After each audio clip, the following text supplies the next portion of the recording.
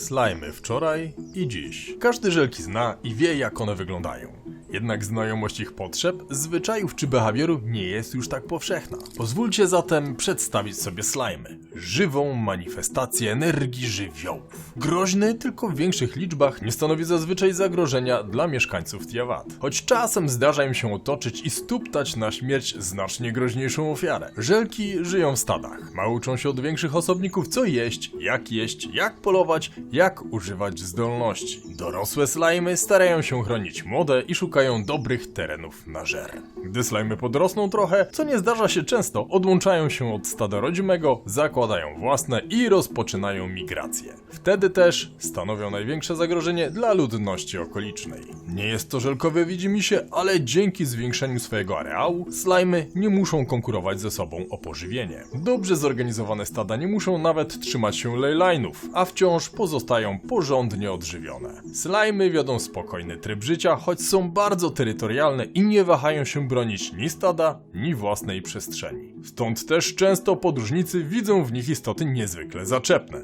Jest to jednak tylko wynikiem braku znajomości ich zwyczajów w społecznościach ludzkich. Żelki przyjmują swoje umaszczenie i zdolności od jednego z nurtów energetycznych, które przecinają Tiamat. Na wyżej położonych przestrzeniach łatwo spotkać anemoslajmy, kumulujące w sobie energię powietrza. Są odporne na ataki anemo i często nadymają się jak balon, by atakować nieproszonych gości ze znacznych wysokości. Łatwo je jednak wtedy przekuć, bo gdy się zbytnio unoszą, to tracą rezon, dystans do świata i elastyczność, która na Ziemi pozwala im przetrwać bliskie spotkanie z zagrożeniem. Skondensowana energia elektro tworzy elektroslajmy. Bardzo nietypowe istoty nawet pośród swej żelkowej braci. Potrafią inicjować reakcje ze sobą, dążąc do porażenia niczego nie spodziewającego się przeciwnika. Ze względu na brak stabilności żywiołu kreacyjnego powstają również elektroslajmy mutanty. Te można poznać po jasnym, żółtym ubarwieniu i jak wszystko co żółte, różnią się też usposobieniem. W trakcie pojedynku starają się zbliżyć do swych pobratymców i jeśli ich przeciwnik jest w pobliżu, to między mutantami a zwykłymi elektrożelkami przeskakuje znaczne natężenie elektryczności, co często kończy się wybuchem i nierzadko wielkimi obrażeniami. Dla odmiany pyroslajmy są postrachem farmerów i Prometeusza. Ich igraszki potrafią zniszczyć uprawę warte całą wagę Moraxa w primogemach i jedyne czego się boją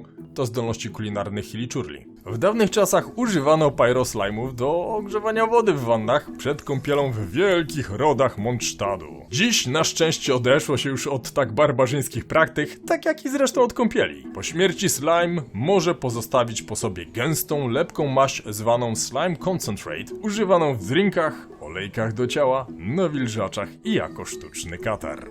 Legendarna legenda mówi o legendarnym żelku, którego zdolności żywiołu są wręcz legendą. Jest to Metallic Slime, niezastąpiony w kuchni i przy produkcji dzwonów. Slimy były w Tiamat przed ludźmi i nie ma wątpliwości, że pozostaną na długo po nas. Choć brak mózgu przez tysiące lat ewolucji slime'ów daje nadzieję wielu ludziom na normalny rozwój, to jednak my jesteśmy gatunkiem dążącym do samozagłady. A żelki?